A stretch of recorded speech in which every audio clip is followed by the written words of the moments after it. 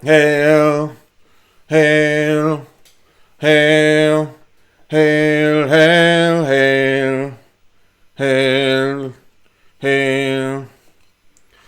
Well, ladies and gents, I'm sorry, but I thought that I was live, and I've been talking to nobody for 20 minutes, and I only just realised that from the comment section that they're not. I wasn't streaming, so now I'm streaming, and I just have to repeat everything I said over the last 20 minutes. But I'll begin by saying thank you, dear patrons, for being here. Thank you for supporting me, and today I'm going to talk about British mythology, and that doesn't just mean Celtic mythology.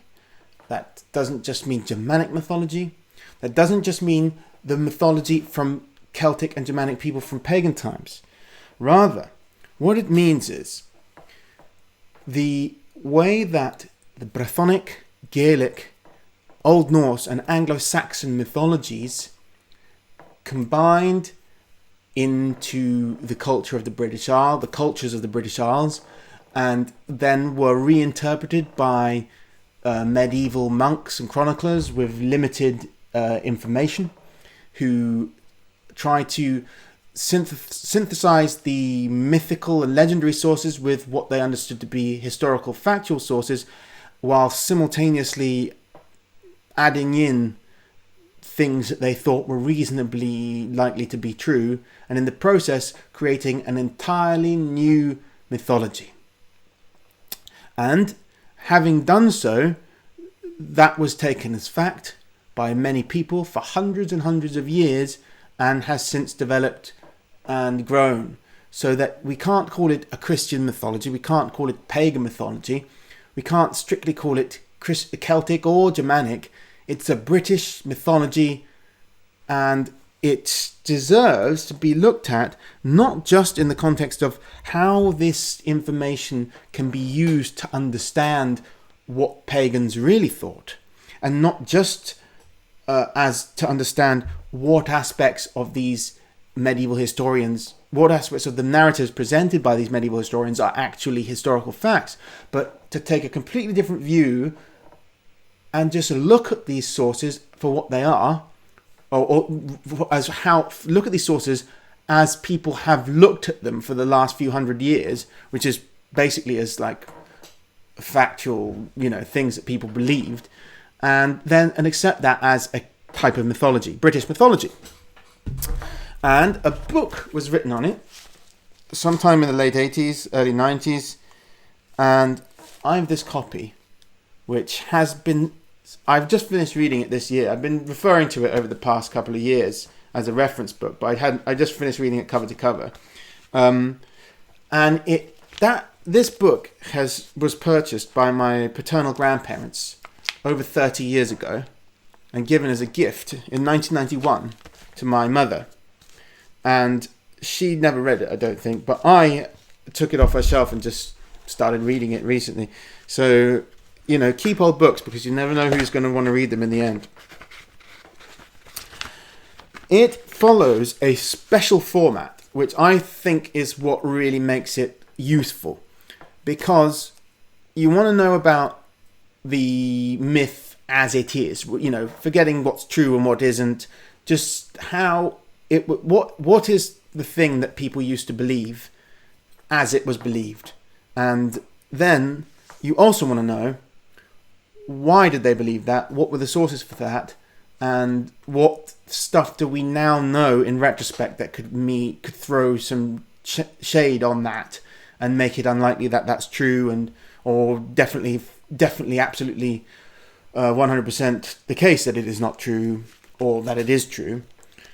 And that's what this does, because it has a really cool format, which was taken, the author says, from Robert Graves. Now, I've never read Robert Graves, and I have no intention of reading him. He's not my sort of author. But in the preface, it says, "This book follows the arrangement admirably devised by Robert Graves for his Greek myths and Hebrew myths. Each section deals with its topic first as presented in legend or storytelling or speculation. Then a commentary discusses the sources, the facts, the underlying ideas, the rehandling in subsequent tradition and writing. Is mythology justified here? Much of the material is unlike myth in the classical sense, being more miscellaneous and often closer to history or literature. Yet when all these things are assembled and considered together, it seems clear to me that they have an interrelatedness which is seldom realized, and that their significance goes beyond entertainment or the weaving of individual yarns. Whatever their precise nature, they have a mythic dimension. They express ideas about a certain territory and how it came to be as it is, about its place in the world, its landscapes, its inhabitants, their society and government. So this is really useful for us to appreciate the landscape of the British Isles, the history of the British Isles, the mystery of the myths from pagan times, but also the much more accessible and more documented recent folklore that has derived from a distorted and very distinct kind of belief system that grew from paganism but is not paganism. That is the peasants' beliefs based on like false understandings of history and a very vaguely recollected aspect of the ancient pagan religions that were here from the Anglo-Saxons and Celts and what have you. So Chris says, do I find it difficult deciphering mythology from folklore? And that is that's a good question. It's very tricky. But this book is the kind of thing that helps you to do that because of the format where it clearly states first what the folkloric or mythical beliefs were, followed by what we know to be the fact. The more you learn about the original pagan sources, the more you learn about what archaeology and DNA have shown, the more easy it is to dismiss, what is nonsense. I'll give you an example from chapter 3. So the book actually has all different chapters from the different peoples of the British Isles, the different traditions like Great Stone, Stone Circles, King Lear, Celts, Germans, the Roman invasion, Caesar, Merlin and King Arthur. Each different aspect, Camelot, whether factual or like Camelot or ancient Rome. Whether factual or false. Celtic mythology like Taliesin, the Anglo-Saxon mythology, King Alfred fighting against the Vikings. So it's got all the important historical events that actually make Britain what it is, and the British Isles rather, because it's not just Britain. But also all the mythical events that never really happened, but have been so influential on how the people have understood themselves and the landscape. Now, for example, the Trojan, one of the first chapters, he talks about the mythic origins of the Britons. Now, they always believed, they never believed in pagan times that they were descended from Trojans. And in fact, I doubt many of them did even in Christian times, until one Christian chronicler decided that the word Britain might be a little bit like the word Brutus. And not talking about Brutus who stabbed Caesar, I'm talking about Brutus from the Aeneid, one of the Trojans. And then, they're like, well, if you put yourself in a Christian medieval mindset, the world's only a few thousand years old. It's not that big. You don't know about how big the world is yet. You don't know about how old the world is yet. The Bible should have nearly every fact you ever need in it. And then if it doesn't, you've always got the ancient Greek and ancient Roman sources. There is no reason for them ever to believe that anything significant in history ever occurred that isn't recorded, either in the Bible or in the Greek and Roman sources. So, when they're trying to understand where Britain comes from, they're not going to assume maybe we don't know. Because they're going to say, well, it's just a case of looking at the evidence. We have all the evidence. As far as they're concerned, they know everything. So, Brutus sounds like Britain. Okay, the British people come from Troy. And we can laugh at that now and say, of course we're not bloody Trojans. But, and that's true, we should laugh at it in a way. But in another sense, we should also accept that for hundreds of years, because of this man making the mistake, part of the British identity has seen ourselves as the new Troy. This is Nueva Troya. This is an idea that is very old and part of the British identity. People have forgotten it now because it's wrong. We're not Trojans. But that is part of what our ancestors believed for a long time. even though it was in error. So that makes it important to understand anyway and appreciate New Troy as being an idea. So that's why this book's really good, because it's, I think it's good to know about these fake histories that were part of our mythology for so long, but it's also good to know that they're false. And this one is very good because first, it tells you these great mythologies, and underneath then in a separate font, it explains why we know they are, why they're false or true, which bits we know are true, which bits we know are false, etc. So, Chapter 3 is the Picts, as an example, and Chapter 4 is the Scots. And it starts by talking about how, the Picts, Geoffrey of Monmouth and Nennius, these Welsh people, wrote about how that they were descended from Scythians or an Egyptian princess, blah, blah, blah. And then that gets added to later by the other people who want that to be true, the British Israelites. So the Scots' reputed history is given in an early version by Nennius, and more weightily, if with less detail, in a medieval document, the Declaration of Arbroath, which was drawn up in 1320, probably by Bernard de Linton, Arbroath abbot. 8 Scottish earls and 45 barons affix their seals. The declaration is addressed to Pope John, who was reluctant to recognise Bruce as King of Scotland, and appeals to him to think again and oppose the pretensions of the English. Its preamble summarises the legendary story to prove that the Scots are an ancient nation and should be subject to no one. It asserts that they have had 113 kings of their own royal blood and have lived in Scotland since 1200 years after the Exodus, a backward extension of at least half a millennium.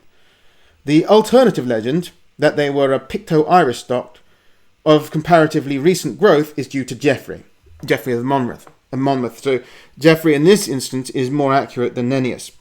The Scythian part can of course be combined with Cimmerian claims about the Britons, pointing to the same background for this other constituent of the eventual United Kingdom. British Israelites cite it in support. Now, I've talked enough in the past about how much I resent British Israelites. However, it's also, in this context, it's worth recognising just how influential they have been in some respects. I mean, they've been around for nearly half a millennium now, and they don't seem to be going away, unfortunately. But, yes, the British Israelites, they very much like the idea of the Picts and Scots being Scythians, because they believe the Scythians to be one of the 12 tribes of Israel, and what they wish to argue is that the northwest European Celtic and Germanic peoples are descended from the 12 tribes of Israel. So they've done that by arguing first that they descend from Scythians, which they don't, and secondly that Scythians descend from Jews, which they don't. It may, however, be based merely on a fanciful etymology deriving Scot from Scythia, as Britain was derived from Brutus. This is that folk etymology I'm talking about, where people just assume that if two words sound alike, then they're probably related, which is before linguistics as a science emerged. With the princess coming in merely as an afterthought, referring to the alleged Egyptian princess Scotia. And indeed, she is absent from the earliest texts. The British Israelite view is open to an even graver objection. If the migration from Scythia happened at the time of the Exodus, the migrants cannot have been Israelites deported from the Holy Land several centuries later.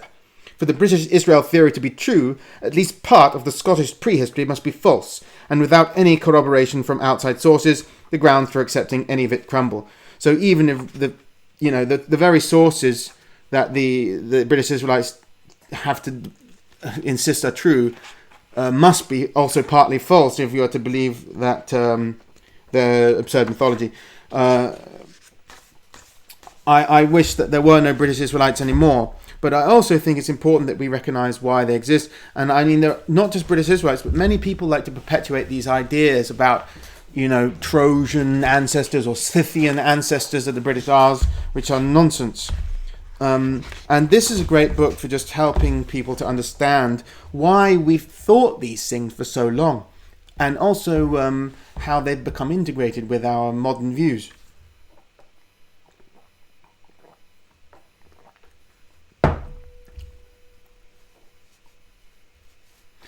Yeah, so Harry Quinn says his copy looks exactly the same. He got it off eBay and it stinks.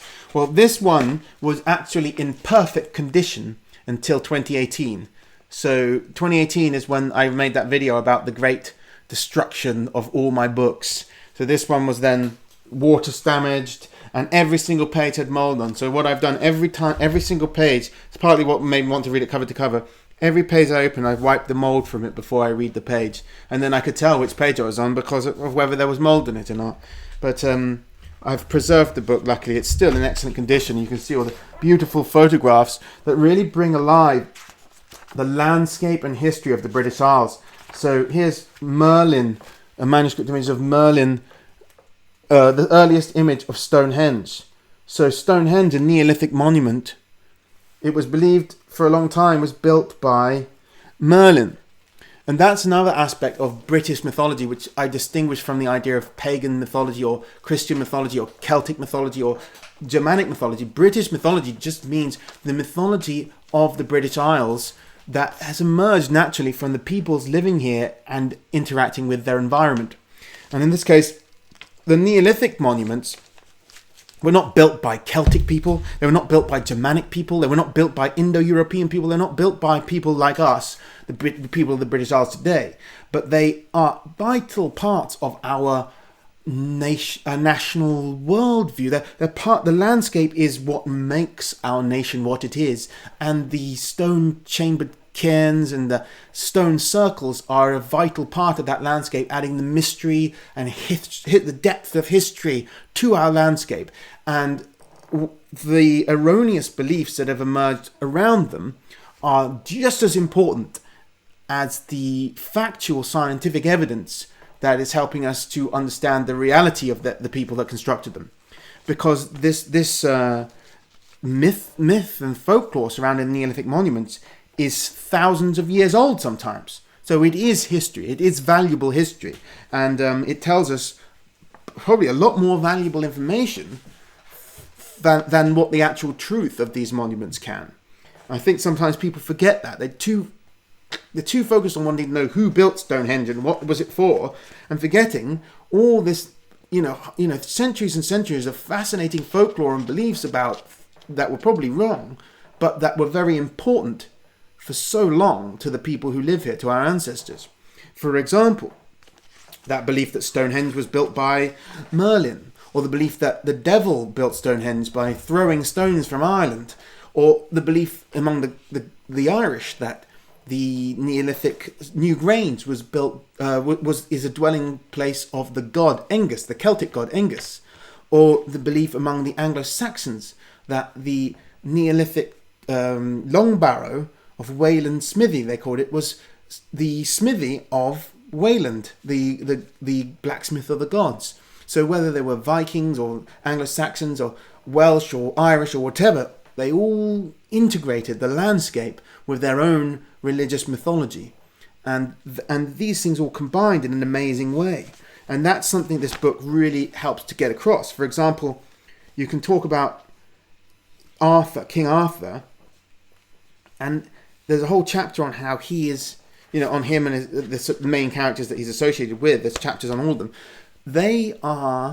Arthur is, probably, it's possible that he was a real man. And I've said this in some videos, but the really fascinating thing we know about Arthur is all the mythology around him. And we wouldn't really, if it wasn't for that mythology, we wouldn't really care about the man. And it's ironic that this great wealth of literature and mythology that we have about Arthur, and everyone wants to focus on what this tells us about the man. Well, that's quite irrelevant, because the mythology isn't talking about the man, it's talking about a mythological character. And the mythology is also integrated with actual historical events. Now, these historical events aren't necessarily, and almost certainly aren't actually, in fact, they can't possibly be because of the chronology is all wrong. They aren't actually historical events that the real historical Arthur, if he actually existed, was involved in. There's a lot of association of Arthur being alive at the time of the Anglo-Saxon invasions, of course. And so a lot of myths are associated with that. But the Arthurian myth has also been integrated with Anglo-Saxon belief. because we have, and I did a video on this in Dartmoor, the wild hunt, which is a Germanic tradition you see all over Germany, usually associated with Wotan, or Odin, and sometimes with his consort of Perchta, Frau Holder, whatever she called in the different regions.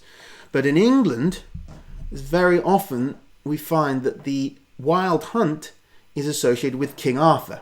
So we can see clearly how Arthur has become a stand-in for Woden for the Anglo-Saxons, and this sort of, or with the English at least, and this fascinating interplay of cultures has emerged over hundreds and hundreds of years to create this rich mythology that's never seen as a whole.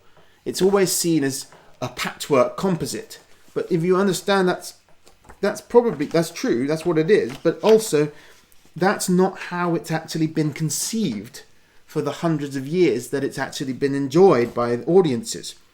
People didn't understand it that way. You could say the same thing about the Celtic mythology before all this happened, because the Celtic mythology was obviously integrated with other things.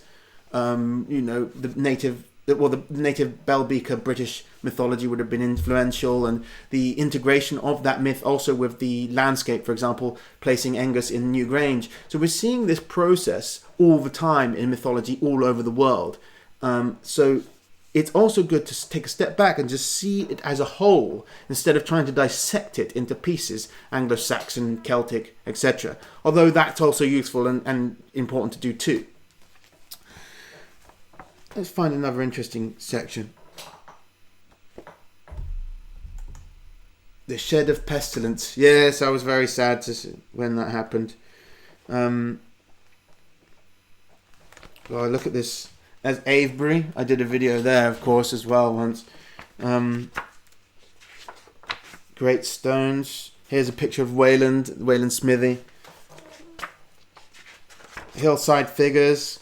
I grew up near that. That's the White Horse. There's another case. This is probably Iron Age Celtic, but it's not associated with any Celtic beliefs that we know about locally. Locally, it's associated with King Alfred the Great, the Christian king who founded the idea of England. He didn't found England, but he started the ball rolling to make England happen. His grandson was the first king of England, and but the legend is that legend was originally that he made it, but we know full well that he didn't make it. It's Celtic, it's older, but the poet G.K. Chesterton in the 19th century integrated the factual history with the mythological one, and I think that was a great idea. And he invented the idea that King Alfred didn't make it, but King Alfred started the tradition of maintaining it and stripping the grass from it. And that's what's happened every year now still. They strip the grass to keep it from disappearing. And obviously that tradition must have existed. So that's quite clever that Chesterton did that. He was a traditionalist after all. It also, it's got some complete nonsense things as well, talking about ley lines. The whole chapter on ley lines. I'm not a fan of the ley line thing, but then it explains why people believe it, and then you get into it, and it tells you where it comes from, and it's actually very modern. I think it was first set down in a book in 1925. It doesn't exist before then, and it also says it's associated with UFO sightings and blah blah blah. And it just shows also that like many of the ideas that is built on ley lines, it's like they use cathedrals and things that were built long after pagan times as evidence, and other times they use Neolithic monuments. It's just not a good theory. But for some people, ley lines are really real. Even to this day, a lot of people really believe in them. So that's a belief system. It's not my belief system, but it's worth documenting and talking about and understanding why people believe in ley lines and where they take that information from. It's part of the mythology of the British Isles. It's an important part of British history to be documented and remembered. It is not a pagan belief. It certainly wasn't believed by any pagans, ley lines. But that doesn't mean it's not an interesting belief system.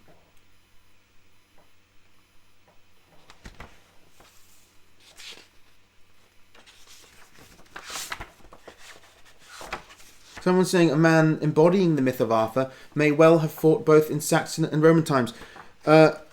No, the myth of Arthur embodies the value system of the 14th century, which nobody had in the 5th century or the 4th century.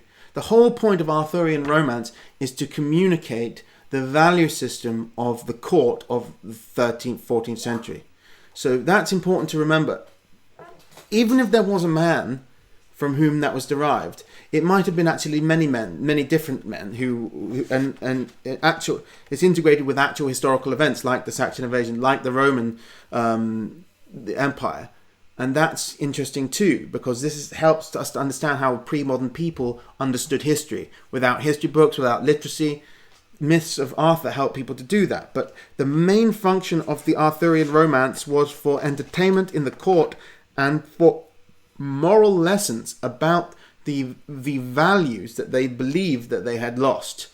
And for them, the era of King Arthur was not, a terrible time when the Saxons ruined everything. For them, it was the best time when kings were real kings and men were more brave and bold. Not like now in the 14th century when everybody's immoral. We were all good Christians back in the 5th and 4th centuries. Not like now. Of course, that can't possibly be true.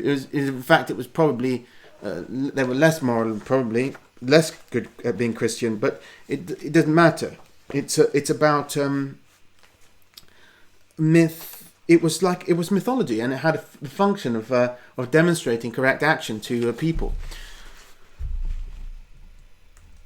Oh, Jordan, thank you for any content you're giving us during these times. It's my pleasure, Jordan. It's my pleasure, and thank you all for supporting me and helping me to deliver this content. I love to do it. I love to talk about these important things and help people to understand history and to celebrate the mythology and to pass fact from fiction.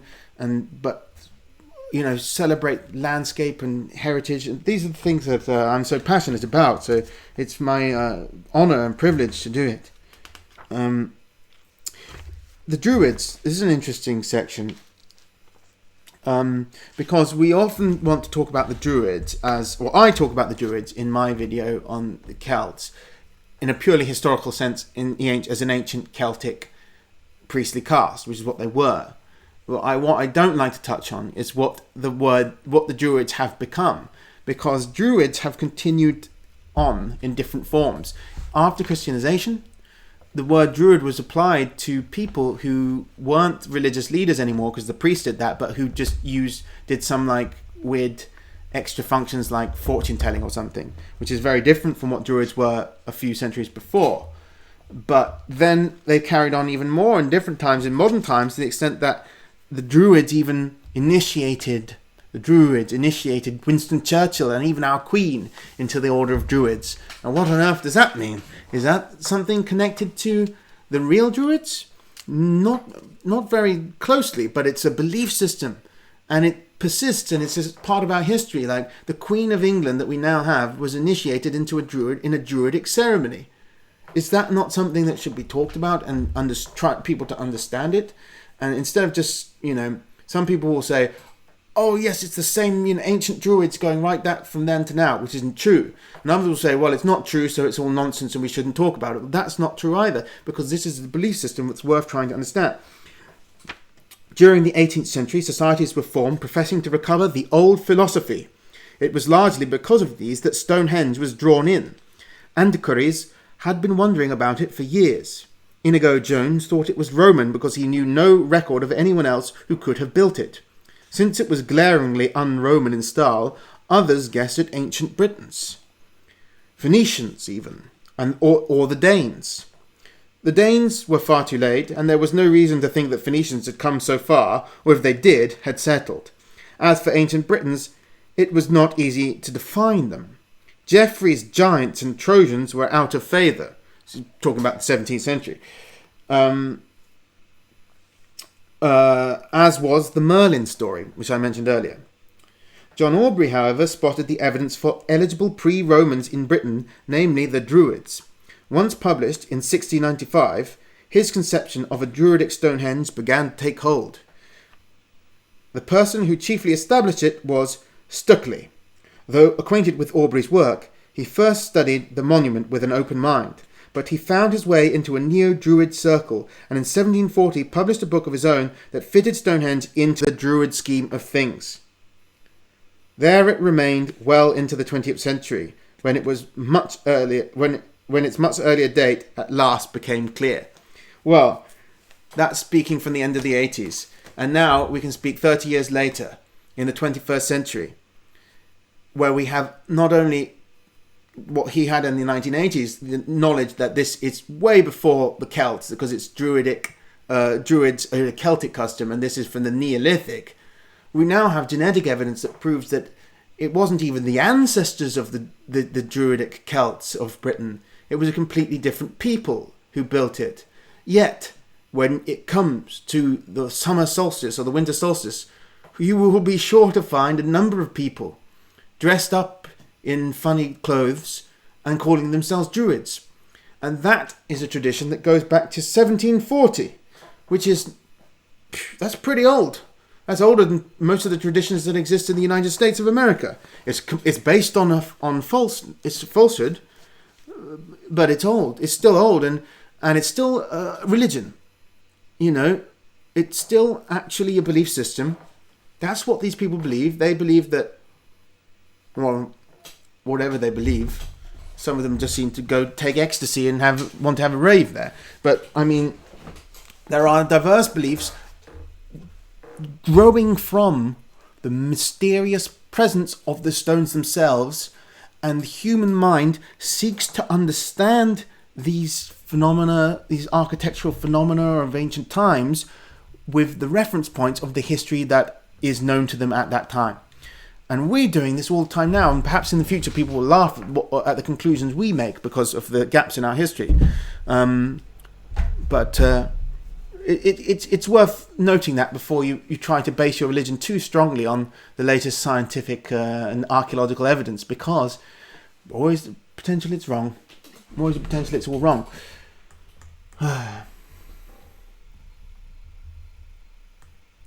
Rowan Bloody Williams was initiated. The Marxist leader of the Archbishop of Canterbury.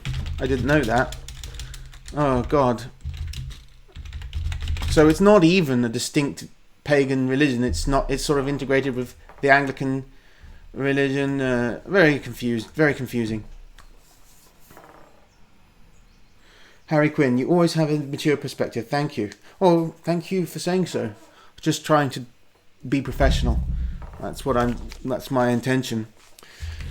I'll read some more bits from it. I think that was really interesting about Stonehenge, because I love Stonehenge, and I actually, you know what, I'd like to go there and do a video on those people.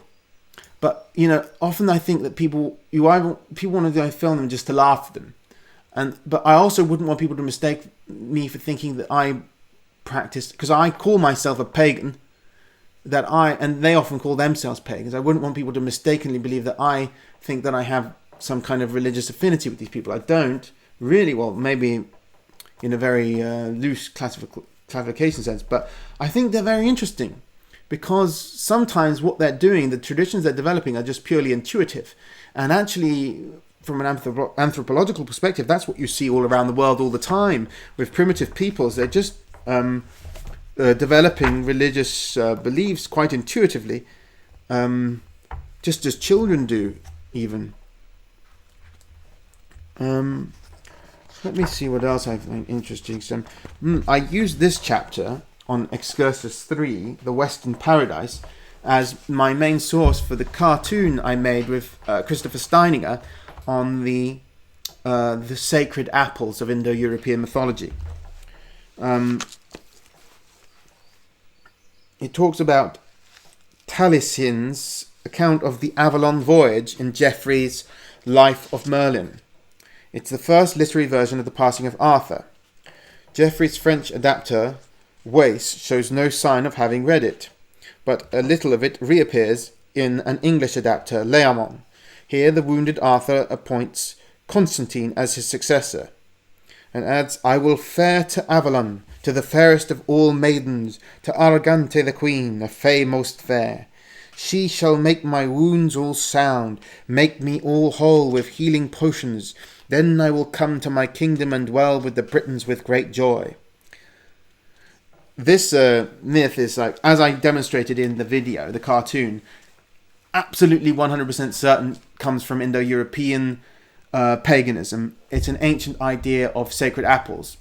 But the idea of the apples and this mythical land being on an island in the West is not universal in these kind of religion, in Indo-European religions at all.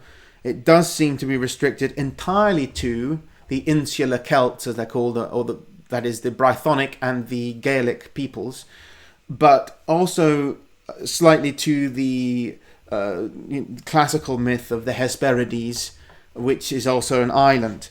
But we see this idea of islands, sacred islands to the West, as being so important in Irish mythology, going way, way past Christianization, and to this day, like the idea of islands that disappear and come back, the idea that you go to these islands and time passes differently there than in the real world or the rest of the world. This is very interesting, and I didn't touch on all of that in the video because I was focusing on the specific Indo-European correspondence to the apples, sacred apples, which is one aspect of these Celtic myths, but the Celtic ones have a whole load of very interesting and unique aspects associated with islands. Emenabach, the Western Isles, and Tir na Nog. These things are like lost and hidden lands, are so compelling and enigmatic, as becoming my catchphrase now. I find that a uniquely British or British and Irish tendency to have this. But when you live on a misty, rainy island, surrounded by many smaller islands, the idea of this mysterious island in the West at a time before the Americas were known to have existed is very, it's going to be an obvious choice to place the unknown, the supernatural, when you need to place it in a physical sense. Something that is, you want to place it somehow in your landscape, but you're not in the sense that it's profane, like, oh, it lived up the street. So in some cultures they say it's at the top of the mountain of the Olympus or whatever. Well, for us, there's not that many mountains on the British Isles, so islands, mysterious islands that disappear when you look for them, is a suitable serves that function very well, and I love that. And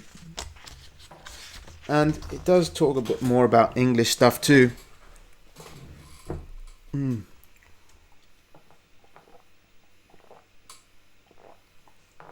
Tonight I'm drinking Old Peculiar.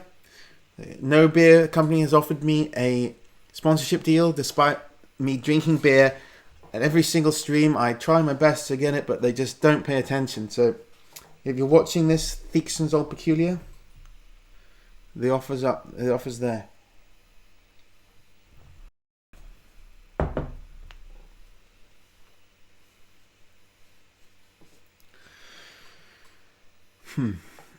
This passage I read and I was very interested in. It's not about English; it's about Scotland. But I was going to include it in that video recently, but the one which I was disappointed in its performance, because I spent about a month of work on the Dream video, but it didn't do that well. It's only had 15,000 views. I was hoping for 100,000. No such luck at all. It's quite annoying. But this is just such an interesting insight into the Christian attitude to pagans and pagan attitude to Christians in Celtic context here.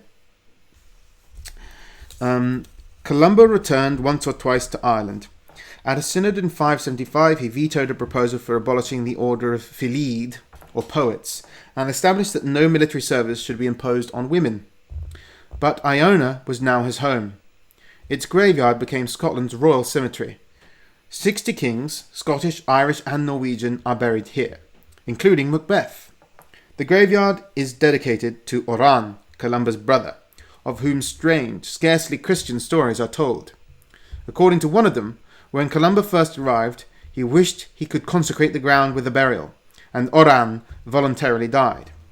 According to another, the monastic church could not be built because the walls kept collapsing, and it was necessary for someone to be buried alive there, a problem reminiscent of Vortigern's in Snowdonia. Oran had been arguing with his brother about the nature of heaven and hell. He broke off, agreed to be the victim, and descended into a pit which was lightly filled. After 20 days, the pit was opened, and Oran's head spoke. Heaven is not what it is said to be. Hell is not what it is said to be. The saved are not forever happy. The damned are not forever lost. That, to me, is like an insight into what the pagan conceptions of the afterlife were like. There was no absolute heaven and absolute hell, that clear duality that we see in the Christian. And then we have Columba's response in the Christian narrative. Columba, convinced that a deceiving demon was speaking, quickly had the sinister thing buried again. It's quite interesting, they go to these great lengths to get some insight, and then when they get some, they reject it if it doesn't correspond with what they want to hear. But I thought that was quite interesting. Yeah. Oh, I should get some of the Anglo-Saxon stuff, because I've been focusing on the Celtic stuff a lot. But it does admit that there isn't as much Anglo-Saxon contribution to mythology. So it's funny, isn't it? Because in terms of English, the mythology that's persisted in the British Isles, you'd think it would be the last populous pagans. I mean, we don't, or even the last pagans that lived here were the Vikings. They haven't contributed very much. Like we have, in terms of mythology, we don't have very many folklore beliefs that are derived from Norse mythology. We have towns up in the north named after Norse gods, for example, from the Vikings. And we have towns in the southeast that after Anglo-Saxon gods. But the Anglo-Saxon mythology, which no doubt was very much integrated with the Christian worldview after they Christianized, seems to have all got lost by the Norman conquest. And the Normans favoured reviving Celtic origin stuff for political reasons. So that might be why, even though linguistically we're very much more influenced by Anglo-Saxons than Celts, in legal terms our law systems come from Anglo-Saxons, not Celts.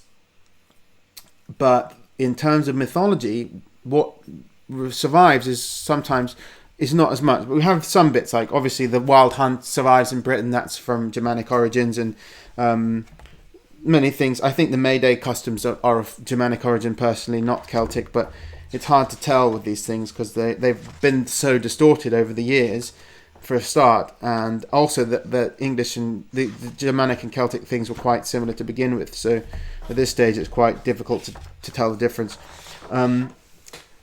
But it's the same thing that Tolkien said, like he wanted to give an English mythology, and the English mythology, like, because we had the Industrial Revolution, the Norse mythology is preserved for not by any Scandinavians really, but except for they got that bit from Saxo Grammaticus, but mostly it comes from Iceland, and the Celts as well. The Irish, basically, because the Irish chroniclers and Iceland was influenced by Irish chroniclers, they have in Ireland written down quite a lot of mythology, even though it's heavily influenced by Christianity. That wouldn't bother Tolkien at all, because he's not talking about mythology as in terms of a pagan mythology. He's talking about mythology in the sense that I'm talking about it, which is just myths associated with the landscape that the Icelanders have, the Finnish have in the Kalevala, and the Icelanders have obviously in the Eddas, which they can share with the Scandinavians, and the Irish have it, but the English didn't have it as much. We can say that we're descended from Celts and Germanic people and all that, so we can say, we can share in the Norse stuff, we can share in the Celtic stuff, but there's not anything that comes so much directly out of England because it was all lost for three events really: the Norman Conquest, the Reformation, and the Industrial Revolution. So that's why he wanted to, integrate a new one in the form of the Lord of the Rings, which is basically meant to be the English mythology, the mythology of England. But that's something that Geoffrey Ashe talks about, that we have less from it. He's got a chapter on Beowulf, the English inheritance, as well as a chapter, Woden's Brood. As British resistance weakened, the chiefs of Anglo-Saxondom consolidated their hold and pressed forward. 7 regional kingdoms took shape, so that incipient England has been spoken of as a heptarchy. Nearest the continent was Kent, founded by Hengist under Vortigern's auspices, a realm of Saxons and Jutes. Westward from it was Sussex, and west of that was Wessex. Northeast of London was Essex. Those 3 names denoted the domains of the South Saxons, West Saxons, and East Saxons. Beyond Essex was the kingdom of the East Angles. In the Midlands was Mercia, and all the Anglian north was Northumbria. Since the first rulers were heathen, they could claim loftier antecedents than their British counterparts, whom, being Christian, could no longer say that their reputed ancestors were gods, even when they were. Saxon royal pedigrees, with a single exception, were traced to the head god Woden, whom Scandinavians knew as Odin. The exception was the East Saxon dynasty, and that was descended from another god, Sexnot. Woden gave his name to Wednesbury, and to several places where his worshippers settled before their Christianization, such as Wednesbury and Wensfield. A famous British earthwork is called the Wansdyke, Woden's ditch, because when the Saxons reached it, they believed it to be superhuman. By the way, Wednesbury, Wensfield, and Wansdyke all feature in my film From Ruins to Ruins, if you want to see them. Folk memory did not reach far back. The royal pedigrees had few generations, and put Woden himself in the 3rd or 4th century, with almost no history for the years between. However, while the kingdom's creators lacked a cohesive tradition or common purpose, they recognized a unity in the Roman-formed country they had come to, and expressed this in a title. Whichever Anglo-Saxon king was respected as paramount was the Bretwalda, or Britain ruler. And actually, the title of Bretwalda, Britain ruler, precedes the invention of England. So when people think of, some people will say, some subversive Republican types usually will say, "Oh, Britain is a 17th century idea." I assure you that the English were thinking themselves of being rulers of Britain before they had even invented the idea of England. So that's not true. The distinction passed from kingdom to kingdom, from the South Saxon ruler to the West Saxon, and from him to the King of Kent, from Kent to East Anglia, and then to Northumbria and Mercia, and finally to Wessex again. At first the Bretwaldership was hardly more than honorary, but with the passage of time it became a focus of power. Wessex, when it emerged as supreme, made England politically one. Present royalty is descended from the West Saxon house, and thus from its founder, whose name was Cerdic. So that was the mythic section, not the fact section.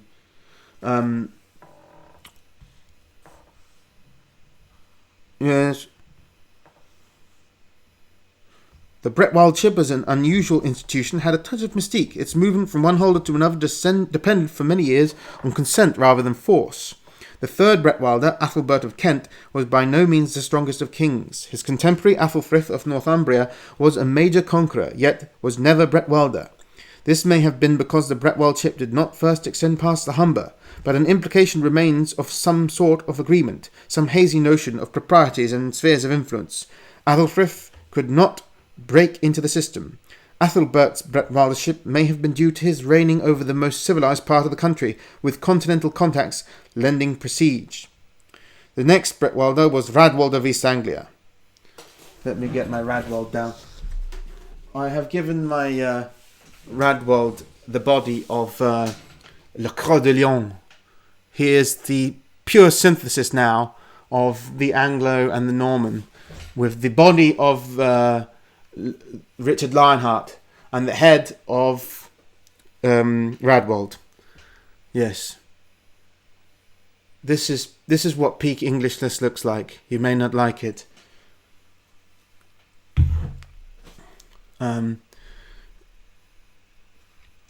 Anyway.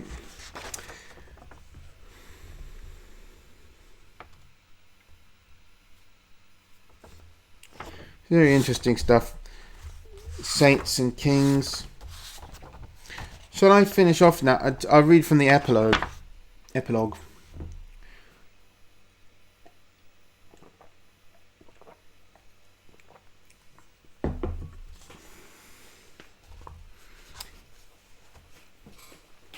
The end of the book is quite poetic.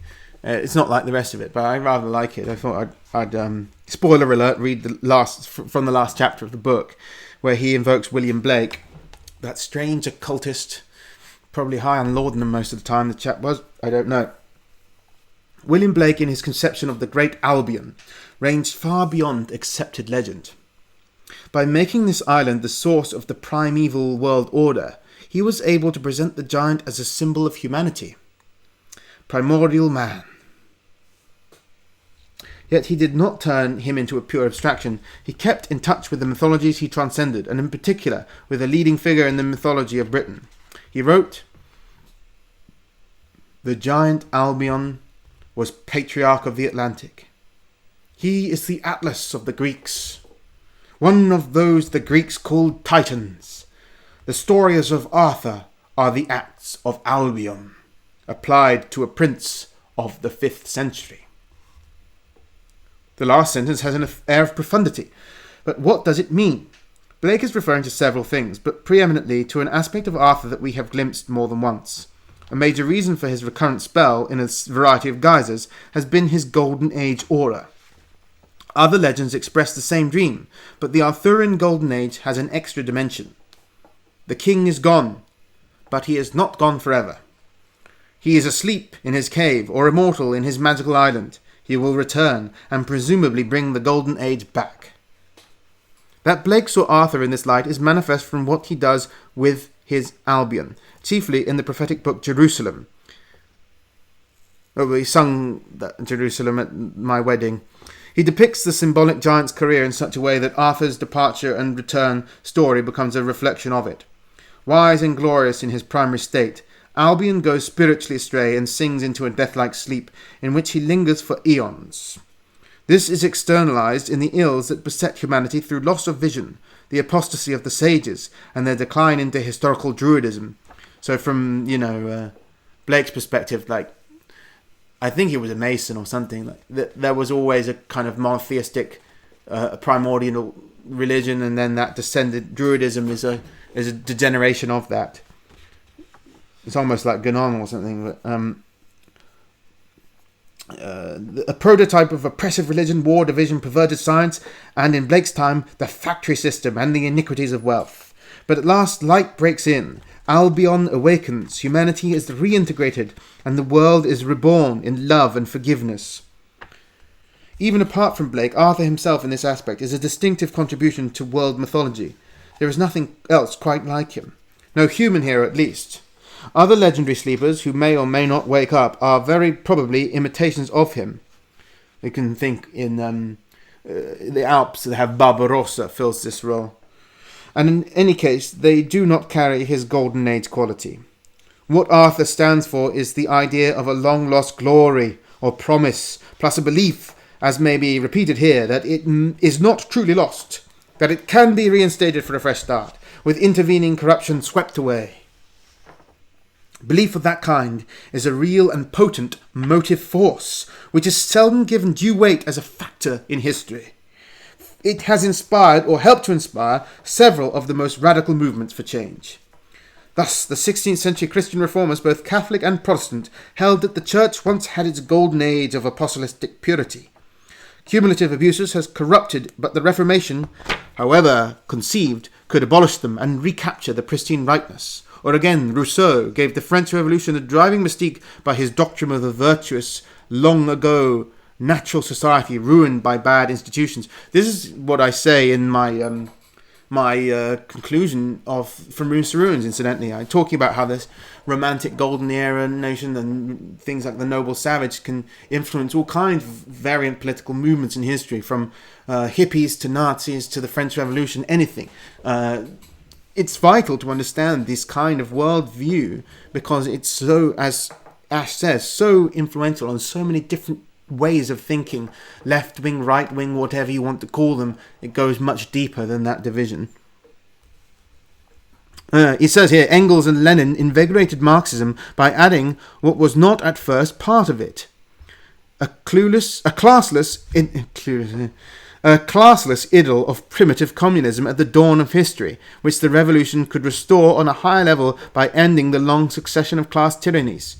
Isn't that still the case now, that some people, primitivists, would like to believe that, not only pre-industrial, but pre-agricultural society was some utopia, because, it's a tendency of mankind, isn't it, to see this. In India, under British rule, nationalists who favoured westernized progress made no headway with the masses. The leader who did rouse them was Mahatma Gandhi, who condemned westernization and evoked a wiser pre-conquest India of village communities and handicrafts, and the need to recreate it. More recently, the same motif has appeared again in the work of some women prehistorians, drawing on the poetic insights of Robert Graves. Well, I can think of someone else we know who is influenced by this feministic proto-history of Robert Graves, but also on the work of so accomplished an archaeologist as Maria Gimbutas. Their view was foreshadowed some time ago by the goddess interpretation of the megaliths. Once they claimed there was a matristic, goddess-oriented epoch when both sexes had their proper status, and society had a basic balance and rightness. This was brought to an end by the advent of a patriarchal, male-dominated age of gods. Suitable enlightenment through an informed women's movement can bring the lost rightness back. These phenomena and others like them have nothing explicit to do with Arthur, and many of those concerned would reject such an association. The point, however, is that Britain has evolved a myth embodying a way of looking at things, which has deep roots in human nature. Some might speak of an archetype. It may be reasonable, it may be misguided. It certainly calls into question the humanistic idea of progress. Yet it remains a fact recurrent in history. Why this should be so is a matter for debate. Perhaps we should see it as an affirmation of life against death, against a sense of things closing in, which is all too frequent and natural. The glory did exist once, therefore it is not a mere phantasm, an impossibility. It can exist again. To have created a myth expressing that affirmation, however irrelevant its literary trappings may seem, is a unique achievement for Britain's storytellers. Was it an accident? Or did it grow, as Blake implies, out of the whole character and lifespan of Albion? Certainly, when he traced that lifespan in the same terms, with an apocalypse of awakening at the last, he was creating a myth himself, in full harmony with the materials that came to his hand. That sums up very much the ethos behind the book, and also why I stan Geoffrey Ashe, as the kids say. I stan Mythology of the British Isles by Geoffrey Ashe. So there you have it. And also I understand why I get sometimes bicker with people who fall prey to these kinds of reconstructed fake histories where they want to imagine some of these myths to be true, like about the primordial feminism or whatever have you, or the idea of like noble savage in hunter-gatherer, and the ideas of Scythian origins for this or that, and whatever. These different things that get my goat. But at some level I can also appreciate them.